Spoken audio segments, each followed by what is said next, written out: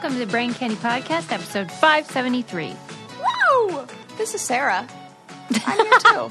That's all. That's all. Hey, did you see we got tagged in the Mariska Hargitay, a.k.a. Agent Benson, or Captain Benson on Law & Order SVU, had a cake for the 500th episode. They tagged us, and I was like, what the heck? No reference to Brain Candy? Well, to be clear, Mariska did not tag us. Right. Oh, right. Just, Brainiac underneath. Was there confusion in how I said that? Do you think some people might be confused? Yes. Oh. Well. We should have been tagged in the photo. Look at us. That's fancy. Thank you. Yeah. Their cake looked pretty good. It did. It looked really good. And so, I just was like laughing at that because we were just talking about how they should have a cake. And I think that one was from October, though. Oh, really? Well, I don't care. Yeah, let's fine. pretend okay. Let's pretend. Yeah. Whatever. Yeah. So, how's my Suze? Oh, real good. Santa's workshop over here is a buzz. I like that. Tell me what that entails. Well, I've got a spreadsheet. And see, that's so fun. That is not wasted on Christmas. You appreciate you're the right person for the job. Yeah, it's like Monica Geller's Christmas. This is great. You love it. Because my biggest fear is forgetting someone or thinking I got something and then I didn't. For example, I sent you your presents, but then I remembered I had ordered a book from an independent bookseller, which I love doing, but we're spoiled by Mr. Bezos. Yes. And so they take a lot longer from independent sometimes. Yes. So that'll be coming separately. But if I didn't have the spreadsheet, I might forget. That's really impressive and really the right way to do it. And you're so kind to be giving to others because I have been basically a Grinch and a Scrooge, and I have been giving to yours truly. You know what? That's fun too. Yeah, I went a little nutso. Black Friday? Yes. Oh my God, I forgot. I'm forgetting words all of a sudden. What's wrong with my brain today? I'm surprised you did that though, because you were like Marie Kondoing because you're moving. Well, I'm Marie Kondoing, but also I need to Marie Kondo some of the stuff that's way past its prime and realize that I'm not. This is the thing. This is kind of in line with what I mentioned, hinted at maybe 2 episodes or so ago about how I have this theory after talking to some friends about there's and I don't know if it's only that I'm only seeing this in women, but I don't see it as much in men, or maybe it's just who I'm talking to and sample size problem. But it's this struggling for the sake of struggling. And it's almost kind of goes in line with I don't feel deserving of this. But also there's a badge of honor for not having to need, your low maintenance kind of. Yeah, like that. And I was talking to a friend and we were talking about how we both were raised by single moms, and single moms who are very I got it. Yes. I can handle it. Self-sufficient. And they did not, there was never another man, and never a stepdad that came in, never for both of us. There was never, so what we saw consistently was a woman doing things by herself and not needing any help. And anytime somebody tried, she would be like, I'm better doing it. And they didn't do it as well. And she was better doing it herself. Yeah. And I feel like that message really got internalized. And so there's this kind of you make do. Yeah, you make do. And I was thinking about that being something that my family, the women in my family kind of wear as a badge of honor, and I remember one of the memories I have of my grandma who's sitting right next to me on my desk. If you're a Patreon patron, then you could see her in this video. She looks like your mom. That's I just Grandma saw Eleanor right there. I didn't realize how much she resembled your mom. Which means I hope that she looks like me too. Yeah, the genes are strong. Yes. And so there's this memory I have of my grandma who never asked for anything or did anything. She was like, you know, a badass bitch. Mm-hmm. And she spent the night at my house. And I go to, like, she gets up in the morning and, like, does her thing in the bathroom. And I go to, like, do my thing in the bathroom or clean up after her, whatever I'm doing. And I notice, whatever I noticed gives me enough information to ask the question, Grandma, did you brush your teeth with soap? And she says, yeah, I didn't want to bother you and ask you for toothpaste. So I figured it would be just as good. And I was like, this is the problem in our family. I did not realize it at the moment. At the moment, I was just like, Grandma, like that. I can't believe you did. Like, but putting it all together of this, I don't want to be how she would think it would be a burden when I'm just making breakfast in the other room to come in and say, excuse me, do you have any toothpaste? Which is a normal thing to ask, which offends no one and is a bother to nobody. And if I said, Grandma, would you be upset if somebody asked you for toothpaste? She'd be like, no. In fact, I've got a whole thing over here for guests, and when they ask me that, which I do, hoping somebody will ask me for that, because and it's so backwards. And so I feel like these kind of messages have been passed down of you can do it yourself. You don't need any help. If it ain't like I have no problem buying somebody else something nice, but I'm not going to be spending that. I'm not getting myself the fancy underwear. Come on. That's for my friends. Like, that's ridiculous. So it really does need to be a balance. Yeah. So so I've just been kind of like grappling with that whole or throwing around that kind of like, I don't know. It's just been like swirling in my noodle, and yeah, I like the how idea. These messages got. I do like the idea of making use of what you already have. It's good for the environment and stuff like that. But it can get out of control. But when you buy the $12 sweatpants, at the Black Friday sale, 3 Black Fridays ago. Yeah. Maybe it's time and it's cost per use. Mm-hmm. And you rotate between the same 3 to 4 sweatsuits every day. So we're talking in 3 years, you probably wore that 300 times. Yeah. We're less than a half a cent for what, like, at a certain point, like, Sarah, toss out and get it. It might be time to and like the idea that I can be like $16 for a bottle of wine. Yeah, sure. No problem. I'm going to drink that. But priorities. $14 for a pair of sweatpants. I'm going to have them for 3 years. And I'm literally, like, I was like, remember when I posted that picture of me in the tie-dyed sweatsuit and I was like, am I able to wear this to the grocery store? Like, yes or no? That is one from the 3 years ago Black Friday haul. Okay. And that one, you can't notice the stains on it because it's tie-dyed. Shout out to tie-dye for helping out messy girls everywhere. To tie-dye. Because now, actually, I'm just kind of thinking about that. You know, hippies, maybe, dirty, chully.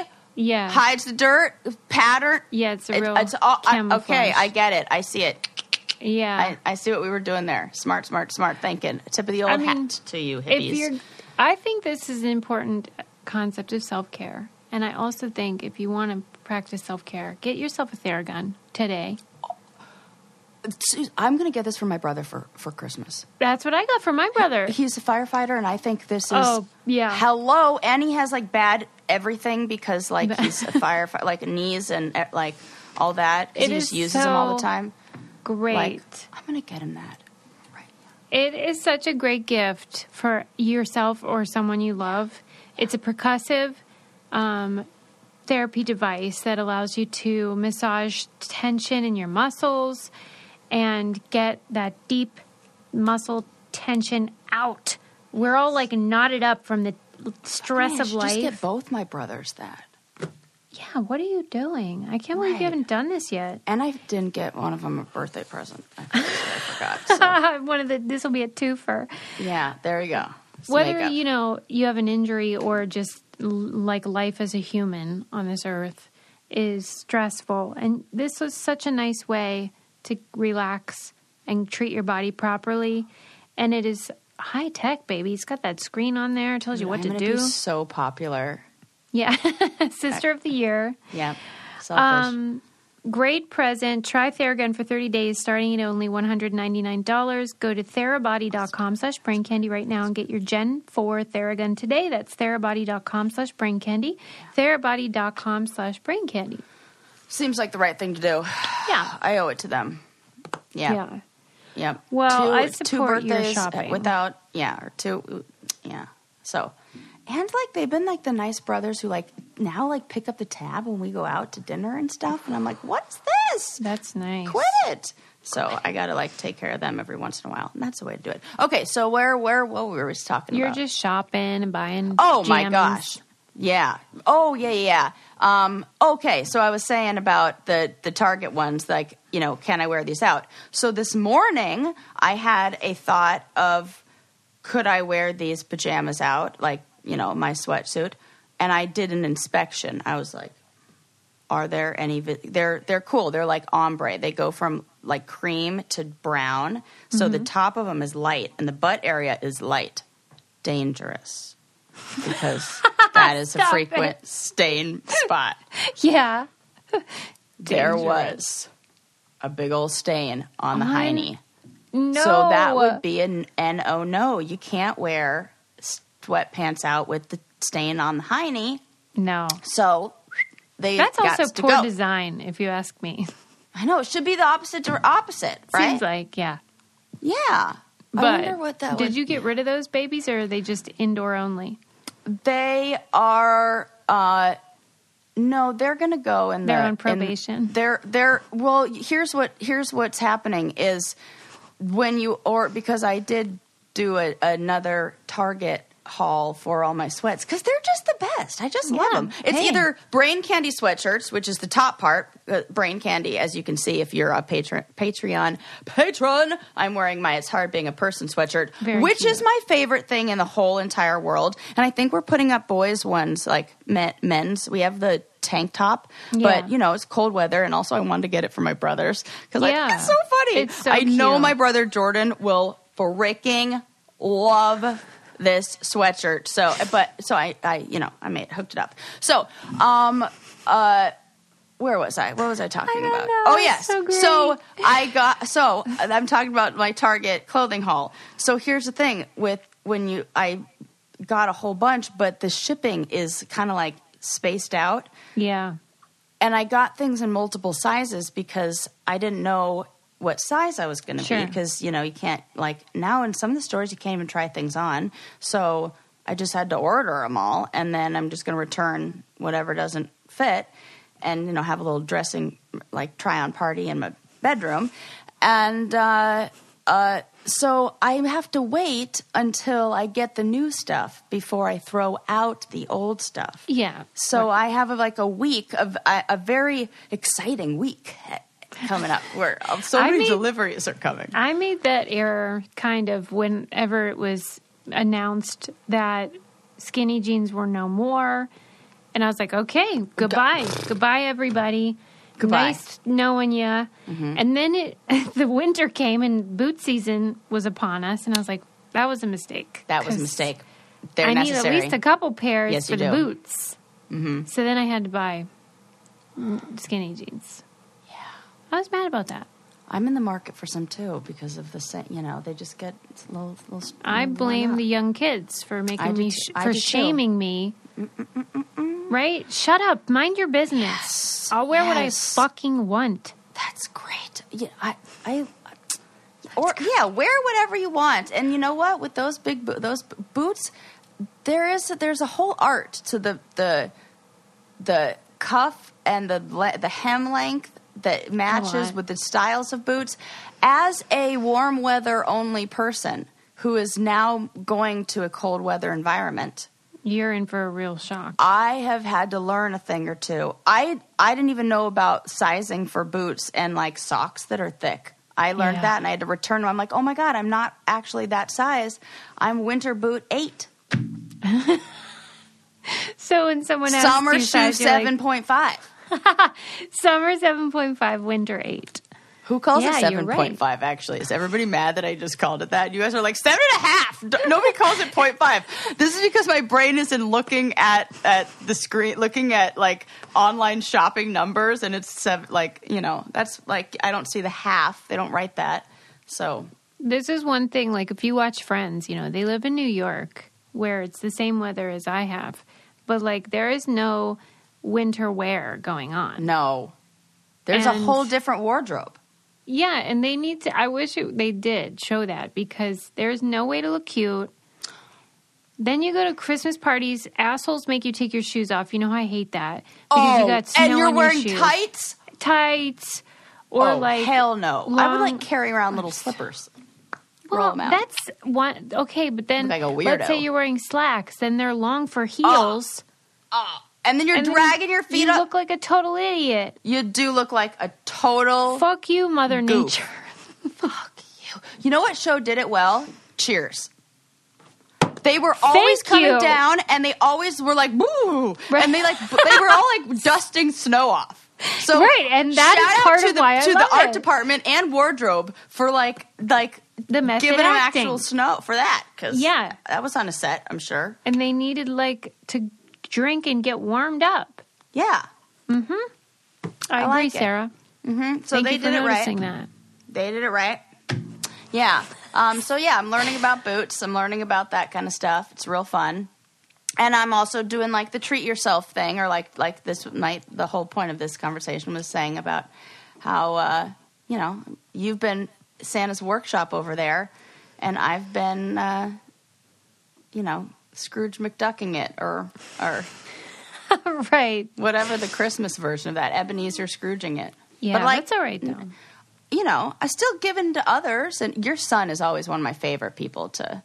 He's like the only kid I know now. You know, I need a kid, and it's like my brother still gets stockings. Like, what are you excited for? And I always think he's going to say, you know, like some video game or something, and he's like, socks. Oh my God, that's and so good. Blankets and cozy stuff. Because I got him only cozy, like a cozy bundle, and I was like, is it too much cozy? And I was like, should I return one and get a book? Because but no, I'm going he would all not cozy. Like that. He wouldn't. Okay, because one year he said, I only want books. Yeah, he's out of that phase, whenever that was. Okay, this is good to know. I will.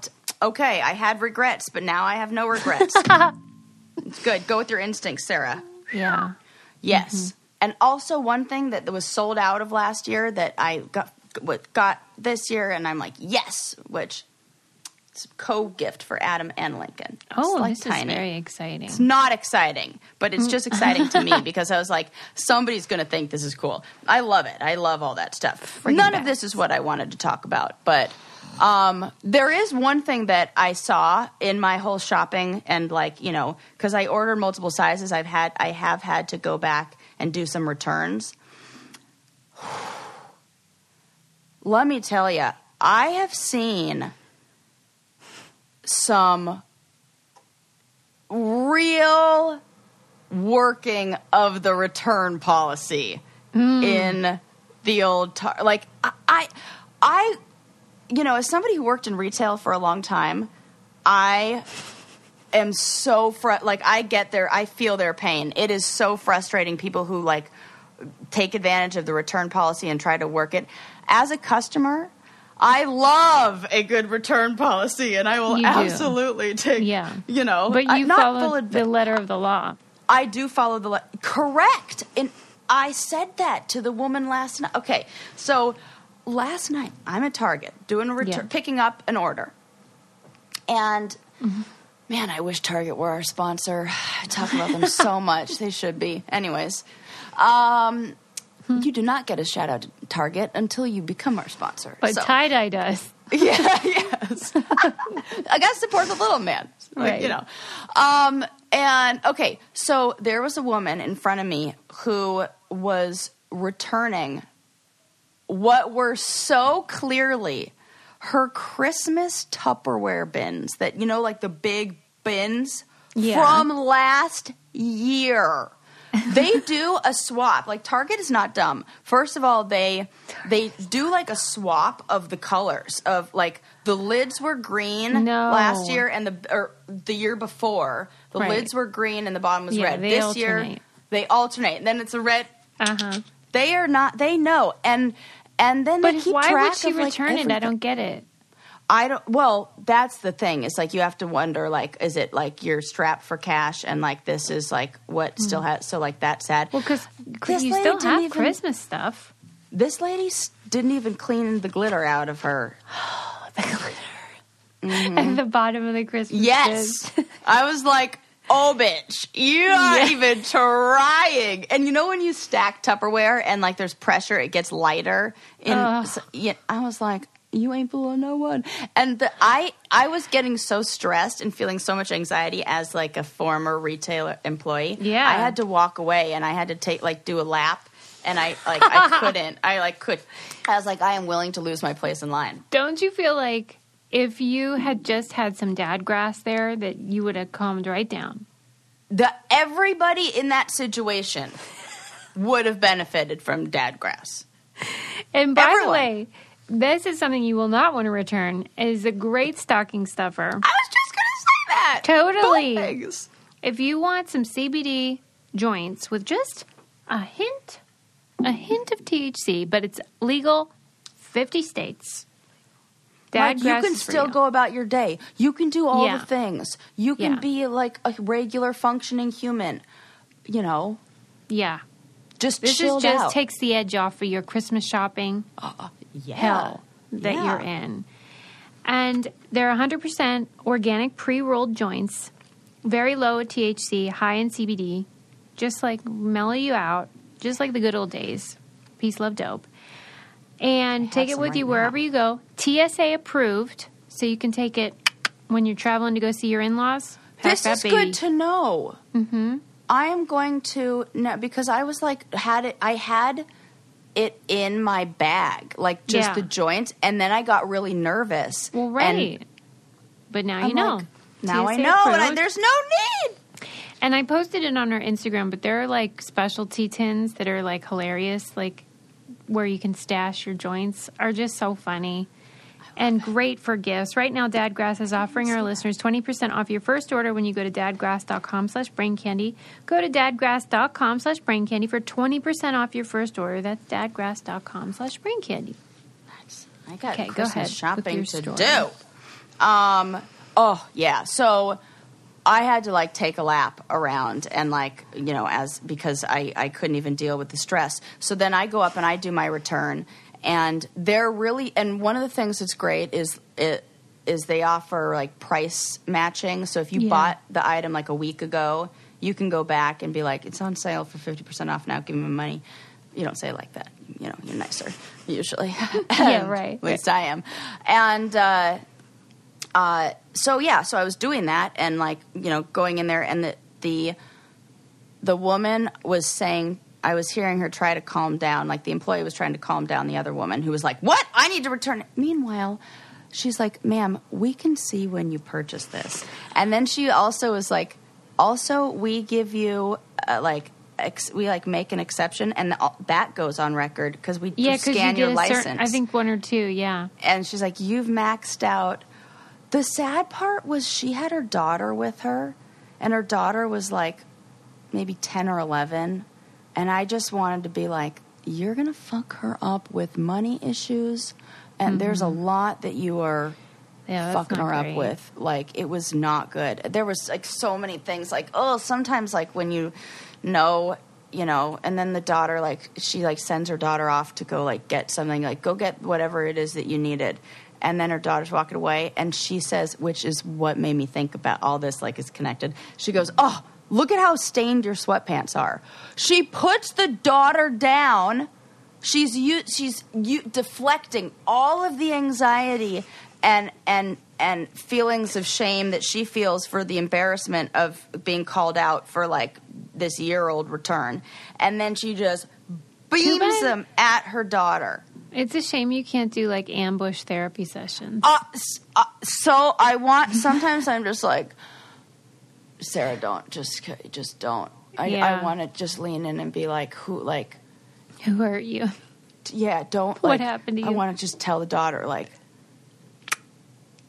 you don't have to like this. You're going to be okay. And like, this isn't, I don't know what I would say, but like, I did step in one time when there was the mom who, remember the hand lotion? Christmas time is it's around the holidays. Christmas time I stepped in. People aren't at their best. They're not. That's it. And the stress is high.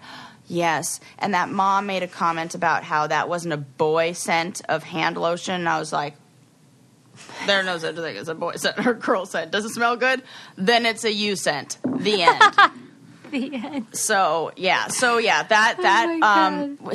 whole stained sweatpants and everything was just like, I was like, oh my God, now I can't go out and stay in sweatpants. This is a whole thing. So then I go up and I go to do my return, and there was some glitch in like the system. And as she was trying to calm the lady down, I heard her say like, yeah, we've been having a lot of trouble with returns today. And makes sense that it's like the last day of like their Black Friday sale, like things, I don't know, are going to get funky.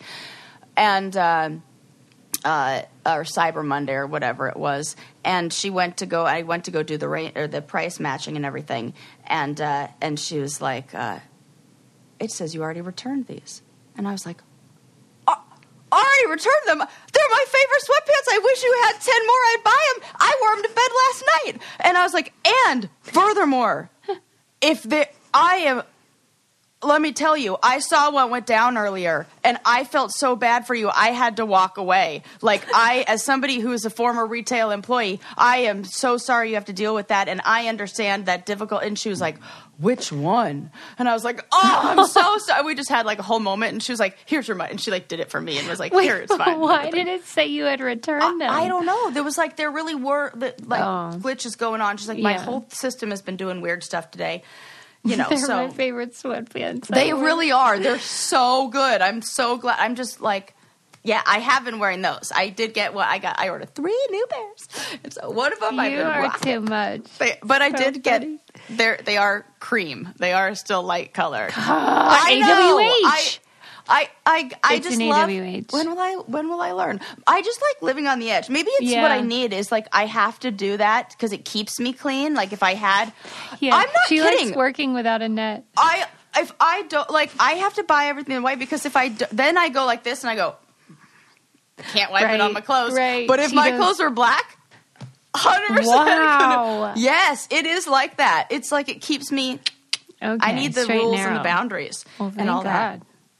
Yeah, so, yes. I've just been, like, doing a lot of thinking about the family stuff and the where we learn these messages. I love that you're losing your marbles today. It's so great. Oh, I love it. It's in the best way. I feel like my marbles are so together.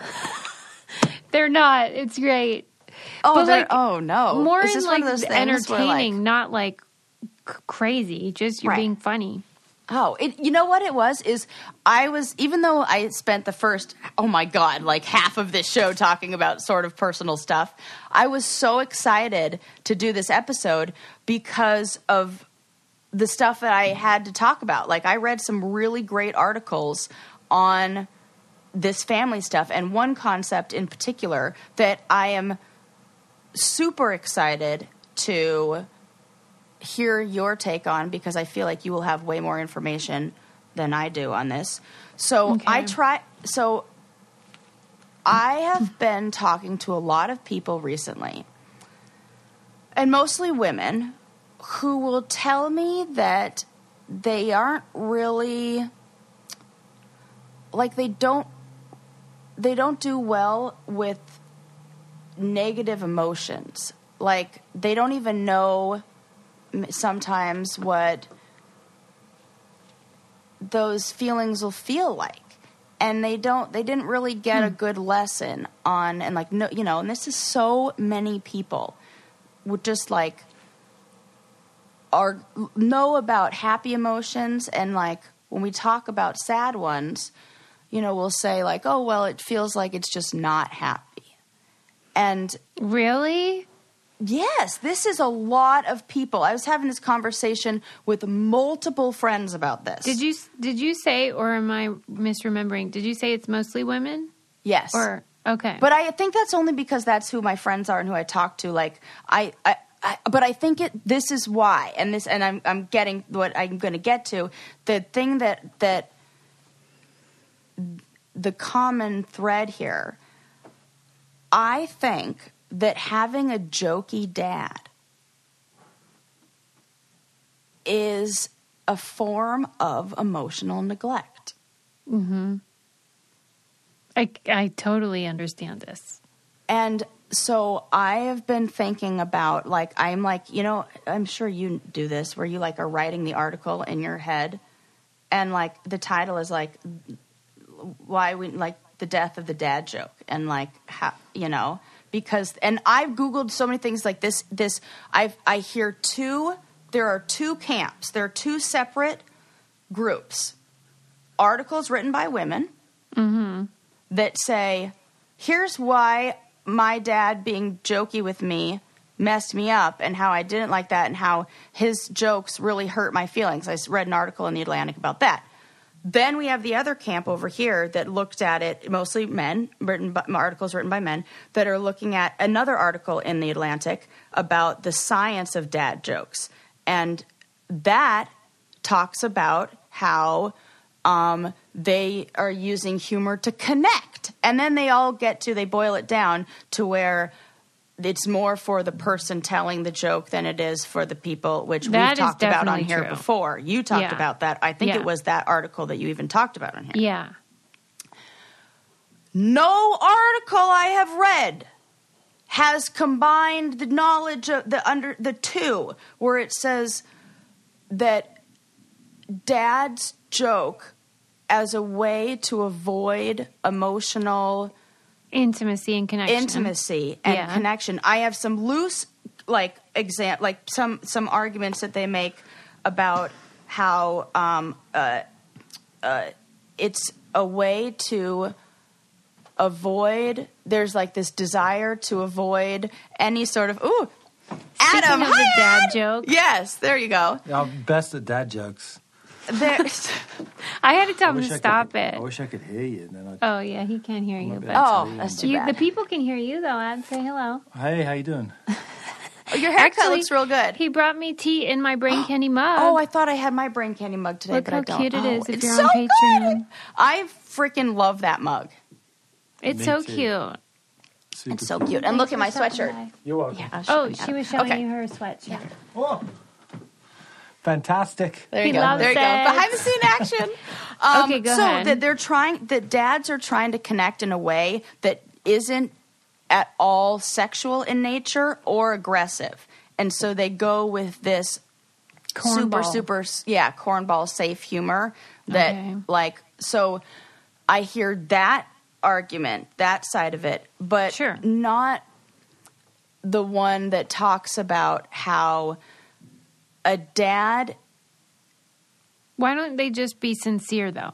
You know, it's like they don't even consider that option. What they're doing is subtly dismissing and saying that your sadness or your anger or whatever doesn't matter. Not even that it doesn't matter, that you shouldn't have that we should transform that. And the ways that they're basically coping mechanisms for avoiding feelings. Yeah. And the ways that men use, the coping mechanisms that men most frequently use to avoid feelings are humor and activity. And so they're like, oh, let's go do this thing instead. And so it doesn't teach us how to sit with. It teaches avoidance. Yes. Yeah. And that leads to us being cut off from those emotions because we never learn what they feel like, and then we think that we're doing something wrong when we experience them. Yeah. There's so many layers to that. And I just keep hearing, I'm like, I was talking with friends of mine who had jokey dads. And then I thought about you, and I was like, okay, jokey dad. This is definitely a thing we've discussed, and that is definitely, you've hinted at, been a way to avoid all of that emotional stuff. Yeah, and what you're saying, where the dads are doing it with maybe the intention of, like, not being aggressive or sexual or whatever, and that's a good thing. Right. But it's also true that they're avoiding the intimacy. And in connection with myself, I'm very grateful that I learned how to use humor to get through life. Life is hard. Any kind of survival skill can be used at times and be the right choice. And I have found it to be very useful. Mm-hmm. But there also is true that it has prevented sometimes connecting and developing sincere and earnest relationships, especially within my family. Because I just told my brother and sister this, how, like, in our family, being earnest was the grossest thing you could ever be. Like a very special episode of the Meister Family. That is not happening.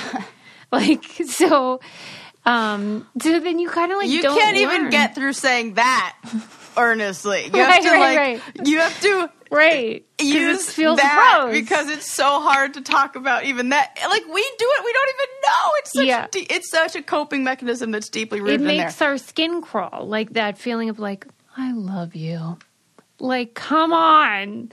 So, like, what's wrong with you? Yes, that's what your family would say. And I've been thinking a lot about the phrase, I'm just joking. The just. That's definitely. And it's so dismissive. It's so... That word just is doing a lot of heavy lifting. Yeah. I'm just joking. What do you mean just? Yep. It is super, super, super harmful. And that was the article that was written by the woman that was talking about how her dad just said, "Oh, can't you take a joke? Oh, I'm just kidding." And what that did. Yeah, what that word just means, it means you're not allowed to be upset or offended or push back in any way. Yep. That absolves them of any responsibility. Yep. Yeah. Oh, my gosh. Yeah, when joking with your kids isn't funny. And can't you take a joke? That's what her dad would say. If you've ever been on the receiving end of one of these comments, you know it can make you feel even worse than the joke that was just made at your expense. When kids become the butt of the family jokes, it can hurt. This is the article. Oh, it was in Huffington Post. This is a real thing, and I only hear the women in that because it's the dad. It's almost like is training the son to take over as the in the dad joke role. Like, and this is also in South Korea and Japan, there are specific words in their language for this kind of joking. It's joking that an older man, usually an uncle or a dad, does with a younger kid that makes the younger kid roll his eyes, and it's usually bad, like translates loosely like bad humor, dad humor. Wow. And so it's universal. Yes. And so it's like, is it, and there was another article that was talking about how, it was the different role that the dad had in the family. And when the dad went from being more of this, like, authoritative, like, I'm just the one who, like, goes out and makes money, and they don't really have any connection to the kids. Yeah. When that shifted. Yeah. That shift did not happen that long ago. It was like 2 generations ago. Right. Yeah. So our dad's dad. They didn't have a model. Holy crap. Gave them, like, the worst. Like, they never received a hug. Nobody said, I love you. Do you feel like another way to say I love you is with some Mrs. Fields cookies? Well, I mean, that's a delicious coping mechanism that for the holidays I fully support. I'll tell you. I will admit that I may have gotten gift of some Mrs. Fields cookies that I think may have been for an entire family.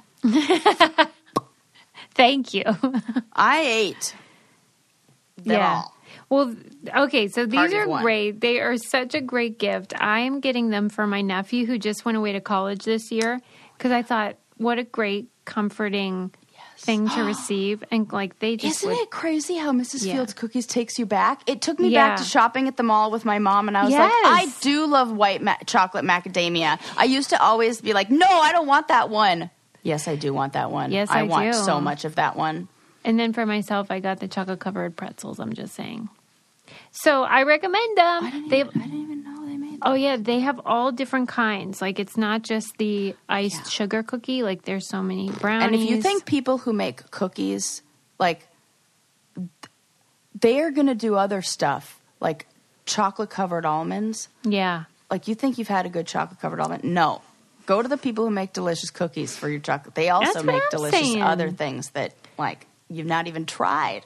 They're so chocolate-covered cute, pretzels. too. And I'm they're, jealous. like, packaged so whimsically. Like a snowman. So cute for the holidays. And right now, listeners get 20% off everything site-wide. So you go to mrsfields.com/candy.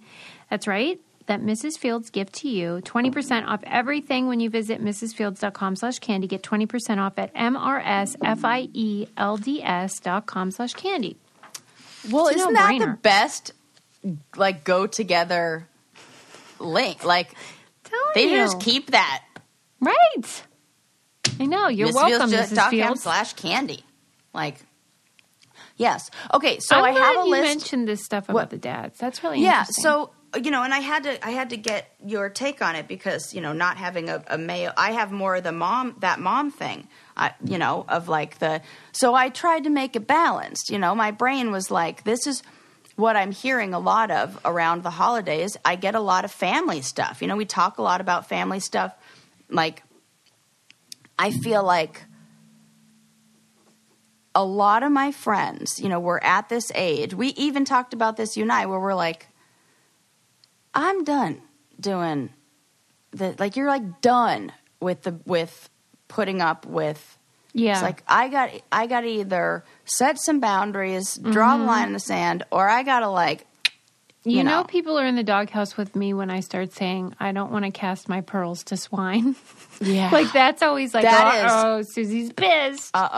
Yep. Some people are swines. Because you only want to give of yourself to people who value that. Yes. Yeah. So, you know, it's been like, I've been just thinking a lot about, like, the thing, like, the ways that, and I think it's with the best intentions, too. You know, like, the dad jokes and even moms trying to handle it all themselves. Like, saying, like, that I can do it. That phrase it's so simple, but it can be really difficult to be in relationships when you're a woman who doesn't need help with anything and isn't willing to, and I should say doesn't need help with anything, relates getting help with weakness. Mm-hmm. That's the problem. Yeah. That not even asking for it, that somebody that like, my mom won't even admit she's tired. Remember how I told you she went to the eye doctor and she was like, yeah, every day at a certain time my eyes start burning. And he was like, that means you're tired. You have to go to bed, you dummy. Oh, my gosh. But there's a lot of people like that who they will not even say, I'm hungry or tired or hot or cold or whatever. Freaking brush their teeth with soap, you know? So, and, like, just because you just don't have to. So, like, it can, and then when you're in a relationship, it can make the other person feel like, well, then what do I do? What's my job? And it's subtle. These things are not directly communicated. They are subtly and indirectly communicated through our actions and our behaviors, and saying no all the time, or saying, or like that we don't care about choices of like, well, where do you want to eat? Oh, I don't care. Of like, eventually people stop asking, and then it's like these kind of things where we feel like we're not considered. Yes. Yeah. It's so, you know, it's all signs of ways that we were emotionally neglected. And I want to really stress that it's like not intentional, that these are things that like dads learned from their dads, and it's with the best of of it. Like they want to make you feel good. So when it's hard for people to like accept that there was some childhood emotional neglect when they have parents that are really good and wonderful. Oh, excuse me, I'm burpy. All of a sudden, my coffee went down the wrong. Coming back to haunt you. Yeah, something that was weird. But yeah, so it's hard for people to kind of like hold those two thoughts in their mind and like those two realities. But I have a little list of 5 things this is from Psych Central. It's 5 signs of emotional neglect in your relationship with your father. So number 1, do you feel a bit awkward or uncomfortable when you're alone with your father? Number 2, do you feel that your dad doesn't actually know the real you? Number 3, is your relationship with your father bland or does it feel empty? Number 4, do you struggle to make conversation with your dad? Number 5, do you tend to snap or feel angry at your father and then feel guilty or confused about it? Wow. I got 4 out of 5, and I can honestly say I never, ever in my whole life had a sincere conversation with him. Wow. Like, we spoke all the time and, like, joked, and it was all surface nonsense. No, that's absolutely the thing people no. confuse is communication with talking. Yeah. That people are like, oh, yeah, we talk all the time. My family talks all the time, too, but nobody communicates. I always say, like, I see people, everyone's doing a lot of talking, but no one's actually saying anything. Right. Yeah. Or I'll say that we talk at each other in my family. Yeah. We're like, we more inform each other of things and teach each other things than really like, it's like, in a way, it's a way to avoid, we use facts as a way to avoid emotional, like. Right, you're like, which is why I went into the business of it, because I was like, I gotta do this. Well, go to an extreme. This is actually a good segue to our guest, who played Ma Ingalls on Little House on the Prairie. It's perfect. She has a book out. Her name is Karen Grassle, and the book is called Bright Lights, Prairie Dust, Reflections on Life, Loss, and Love. And I don't know, did you grow up watching Little House at all? I knew so many people who did. And so, like, yeah, I remember having dress-up clothes that were Little House on the Prairie style and, like, talking about it all the time. But yeah. I think I was a little bit too young. So it was the older girls that had it. And I was just wanted to be like all of them and was like, look at me with my bonnet.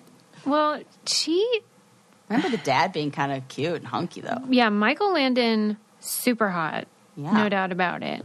But he was also, the producer. He was in charge of the show, in addition to being Pa. And so she talks a lot in her book about that relationship and how it was difficult because she tried to negotiate pay that was, what she deserved. Equal. Yeah. And he said, like, she should be paid what the little girls were paid. So that was like, Well, minus points for him. Right. So I asked her about that. And, she looks only get you so far. A relationship with her dad that would fit into the 5 out of 5 probably. Because most people did. I think... yeah. I think the standard is not to have a dad who's like, hey, who's like Pa Ingalls. Right, let's come talk about that. Somebody had to teach them how to do that. Yeah. Okay. Well, I just really enjoyed speaking to her. And on the show, I mean, Karen had such a beautiful, way. And in the book, she describes it as a purity of spirit that she brought to the character. And I would agree. because it really, you felt as if you were comforted and like you wanted to be in the Ingalls family, and it was really special. So it was an honor to interview her and hear about her career. She's, I think she's around 80 now. Wow. And I just was so like charmed old-time by Hollywood. her. Yeah, I was like, stories. You're a national treasure. Yes, for real. Because she is. I think a lot of our listeners grew up watching the show. I think so too. And will appreciate seeing Karen Grassle now. So before I introduce her, I will encourage people, if you want to take a break from real life, why don't you try some Best Fiend action? Yes. Yellow.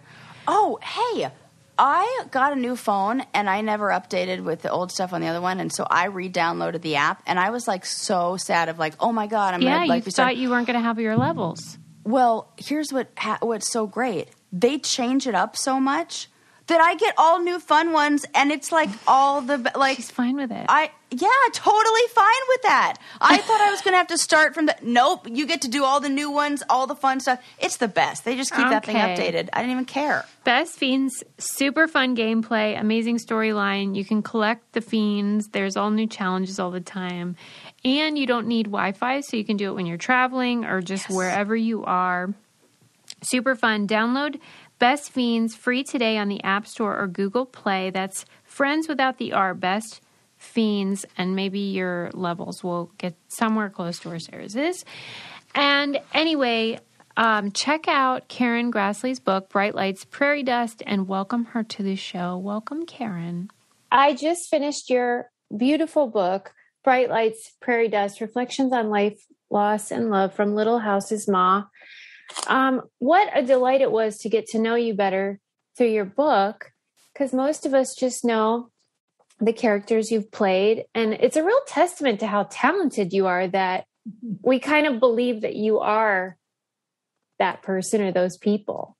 So when you're in somebody's living room once a week, people really do begin to feel that they know you. Right. And didn't it feel a little bit scary, though, actually telling your true life story now? Yes. It took me a long time to write it. So I think I was peeling the layers and adjusting to the fact that I was going to share my story at this deep level over a period of time. And so now that it's out there, it's kind of a wonderful feeling. I mean, it's all out there. I don't have anything I need to hide or protect. I don't have to hide any of it. Isn't that liberating? It's pretty amazing. Wow. And why do you think it felt like the right time now? Well, it just took this long. I mean, it took me forever to write it. And then the book got rejected by everybody. Why? You have to ask them. And that takes a long time because, they have to send it out and they have to read it. Then they have to reject it. So you lose a lot of time that way. And then once you do settle with a publisher, the book-making process is very slow. It's really a time-consuming process. So it isn't that I chose now. It's just that's how long it took. Wow. Well, I'm so glad you did it because, like I said, it was a joy to read. And you have such a fascinating life. Whenever you're processing your life story in this way, does it feel cathartic to write it, or is it kind of like traumatizing? It wasn't traumatizing, but at times the sadness of it did make me cry as I was writing. Yeah. But it's very healing to write these memories, to share them in this way on the page. Somehow it gives you a different perspective.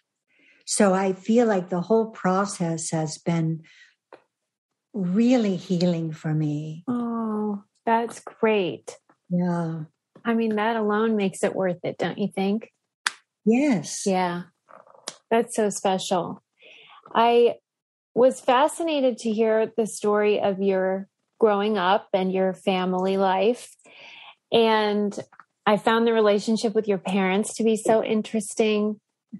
Your mom was an interesting character because she was quite loving, but maybe not as affectionate as some are. Did you notice that at the time, or was that only upon reflection? No, we didn't notice because that was life. Right. Right? Yeah. Just like you don't notice what your hometown is like because that's the only place you know. Right. But I did feel much more simpatico with my dad, you know, who seemed to get me more than she did. And I realized later that Mom was worried for me because she saw these talents. She saw this person who was reaching out, and she feared for me. So I think that was part of why she wasn't as encouraging as I wanted her to be. But at the same time, you know, she worked backstage when we had our little dance recitals. I mean, she sewed costumes. She was president of the PTA. You know what I mean? She was fully engaged. But there was something I wanted from her that I wasn't getting.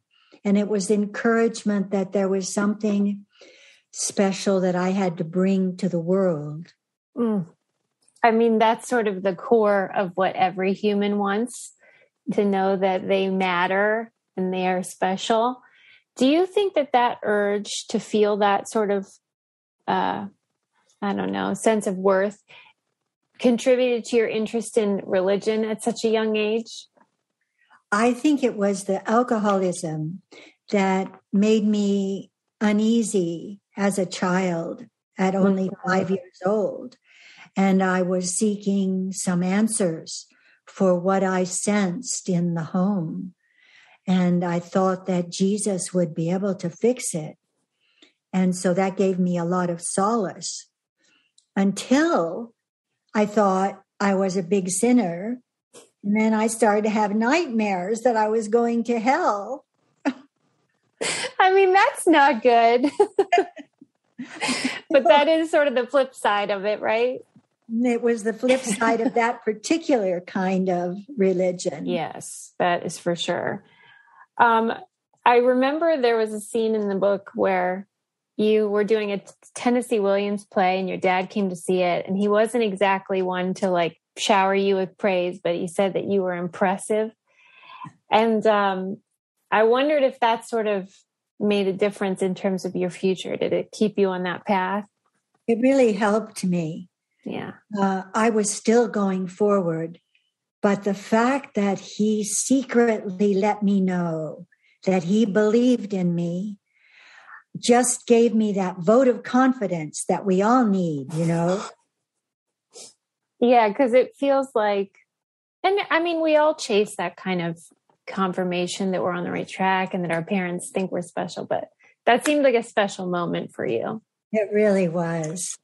Whenever, I think it's so interesting how with actors, you often crave, you know, a steady gig, but then in your case, your steady gig ended up being on television, but you really, really were into the theater.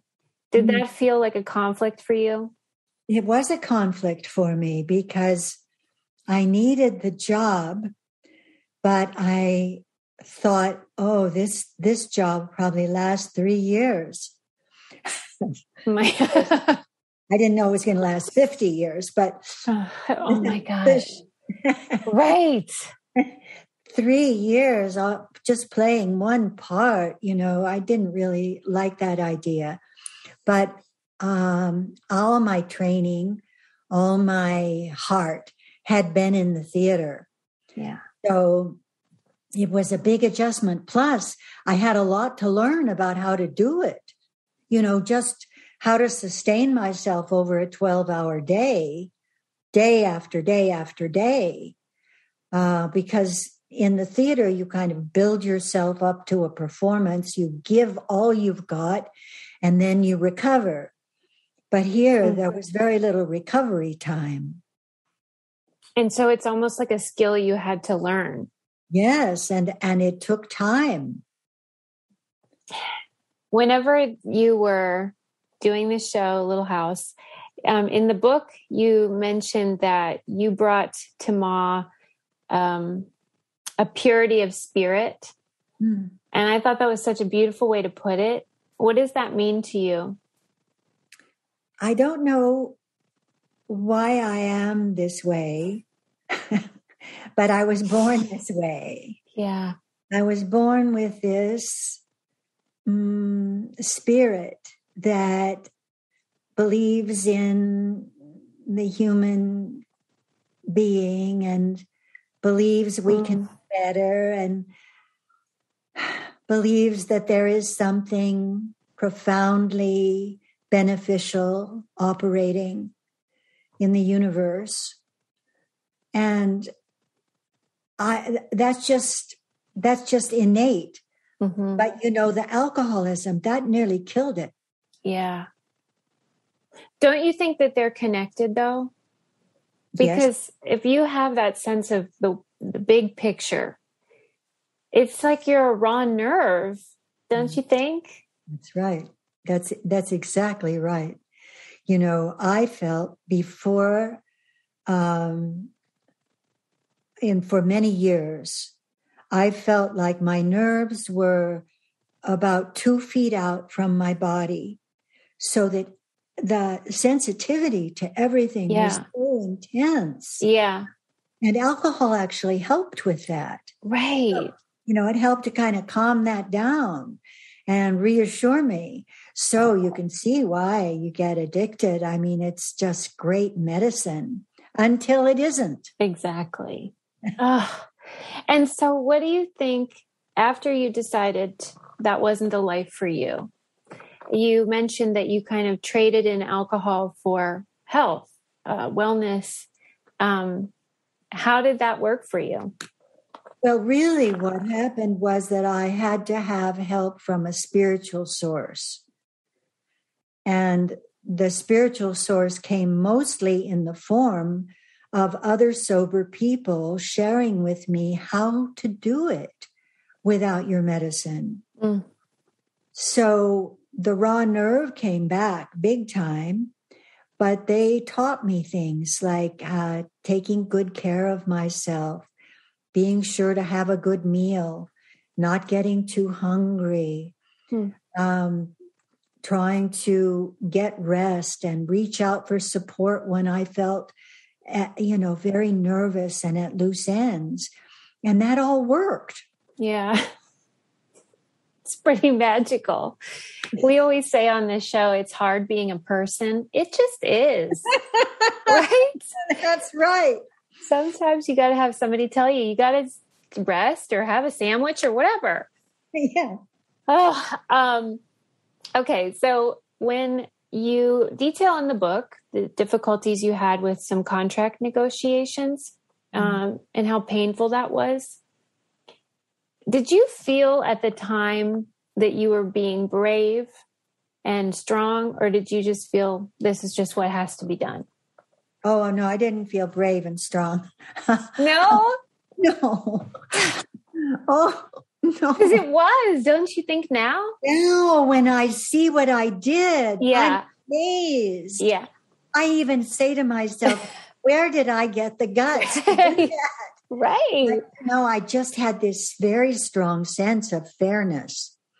And I knew it was only fair to pay me commensurate with what other series stars get. And so I just hung on.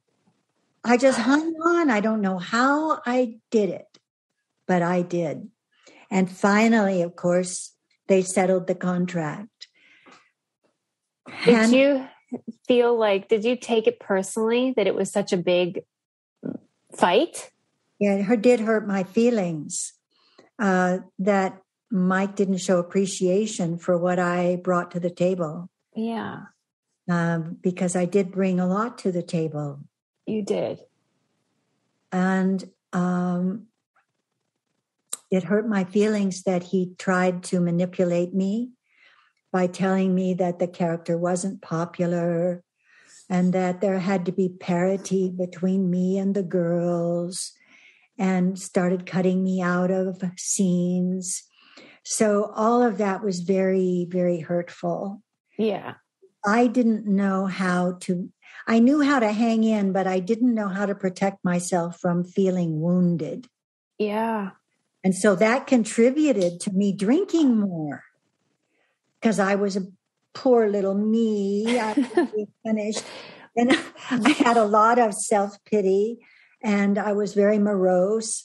And I guess the way I look at that now is, well, he was helping me to hit bottom. Wow, that is a nice way to look at it. Because it ended up a positive outcome. But did you think that in his mind, it was just business? I don't know what it was. Yeah. I cannot guess what was in his mind. Yeah. Well, I think that you added so much to the show, of course, and I'm sure you hear this constantly, and I wonder if you feel burdened at all by you're a national treasure. Like, that's a big load to carry. Do you feel that, or are you just happy about it, or what? I don't feel that. In fact, I live a very quiet life, and I don't live a life of, I was Ma. So I moved to the Bay Area, where people are less interested in Hollywood. Yeah. And, I have a very nice, quiet life here.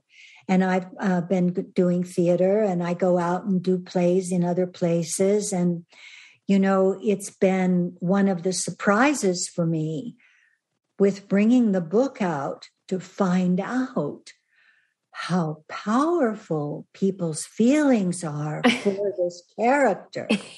How much people love Ma. Yeah. And, I worked very hard at the time. I really, really tried to do a good job. Mm-hmm. But the gratification that I get right now is beyond anything I could have dreamed. Well, I'm so glad, because it's so deserved. And you were right. There was a purity of spirit. There was something so special about the way that you portrayed her. And that's a gift to people. It really is.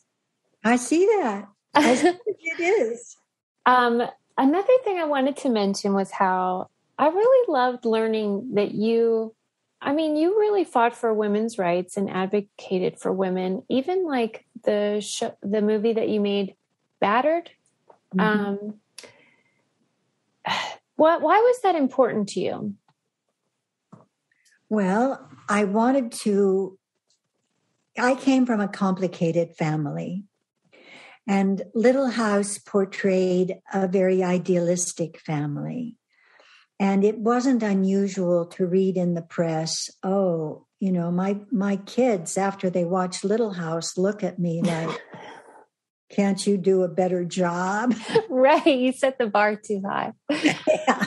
So I felt like I would like to speak to the more complicated families. And my friend Cynthia Lovelace Sears and I began to look for material that we would be able to bring to NBC for a movie of the week that would deal with some more gritty complications of family life. And then I was out on tour to promote Little House, and I met this reporter, and she had done all this original research.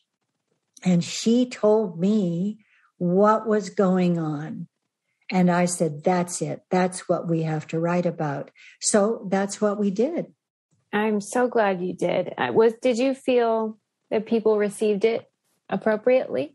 It was amazing. People felt, either they felt, I had no idea and we must do something. Or people said, I have to get some help for this. Wow. Because they realized it does not have to be this way. That must have been very gratifying for you, especially during the chaos of the contract stuff. It's nice to be validated. It was fantastic. And then also, we got to lobby for legislation to help shelters all over the country. And there were police departments that started using our film as a training film to help keep the officers safe, because it turned out that domestic violence was the worst kind of call for them. Mm-hmm. It's very common for them to suffer death or injury. It's so important. And you still hear now how that's often a predictor of violence in other aspects of shooters, etc. So it's still relevant today, the work that you did. Goodness, yes. Yeah. All the shelters are full, even as we're speaking. What a shame. But I'm so grateful for people like you who get a platform and then try to do good with it. Oh, thank you. That's a big job. Do you feel, well, I wondered what your son thinks of the book. Does he enjoy it, or is he like, what are you doing? Well, I think that the whole project has grown and mushroomed and become so big that we're both like, oh. What have I done? Yes. He said to me last week, Mom, you're working awfully hard. Oh, man. I'm tired. And I said, well, I just didn't know it was going to be this much work. It's a public service. We thank you. I mean, I see why. And, nostalgia has become such a big thing and so comforting to people, especially the last few years. So, yeah, with the pandemic, our audience just... Yeah, man. You're doing the Lord's work, I'm telling you. We ask everybody one last question, which is, if you have a car, what do you keep in the trunk of your car? Well, books. Yeah, I love that. Are they your books or like ones you're going to read? These are my books. Okay. Because what if somebody needs them? Oh. If I go to read at a bookstore, they might need more books. So the publisher told me, put 2 boxes of books in your trunk. See, this confirms our theory. We think that whatever you keep in the trunk of your car is sort of indicative of where you are in your life at the moment. Well, yeah. Yeah, so that's where you're at. Well, I loved it. And I know our audience is going to love your book as well. And you're just such a beautiful person inside and out. And the things you wrote about probably weren't easy, but we're so thankful. Thank you. It's just a delight talking with you. You're such a lovely person. And I'm so happy that we got to do this. Me too. And I love that we're twins. Yes, isn't that fun? Gosh, I hope you're the ghost of Christmas future. I just will try to manifest that for myself. Thank you so much. And please do rest and don't overwork yourself. Thank you. Thank you, Karen. Bye.